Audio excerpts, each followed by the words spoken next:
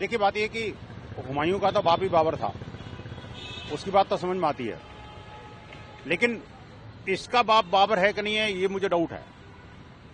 ये जरूर लगता है कि उस बाबर की आत्मा इस हुमायूं के अंदर घुस गई है। बाबर चला गया, बाबरी चली गई, धूल दूसरित हो गई, वहां भव्य दिव्य राम मंदिर बन गया।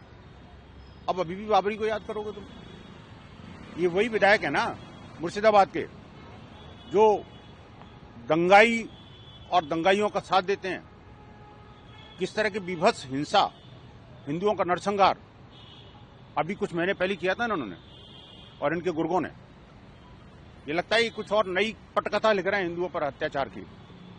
लेकिन एक बात इनको याद दिला दूं, आज का नहीं है, 90 के दशक का हिंदू समाज का संकल्प है। जब राम जन्मभूमि का आंदोलन चल रहा था, उस आंदोलन के दौरान कुछ संतों ने नारा दिया था, मंदिर वहीं, मस्जिद नहीं और बाबरी कहीं नहीं। वो 90 के दशक का संकल्प हिंदू समाज का आज भी वही है। मां भारती के पुण्य धरा पर किसी भी प्रकार का बाबरी नाम का कोई स्ट्रक्चर हम नहीं बनने देंगे।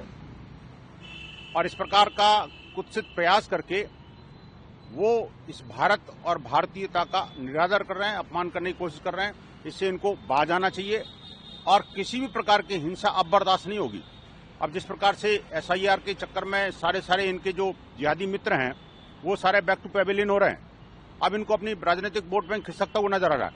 इसीलिए शायद ममता बनर्जी भी उसी 6 दिसंबर को 33 वर्ष बाद उनके आंसू निकल के बाहर आ रहे हैं। कैसा नाटक है?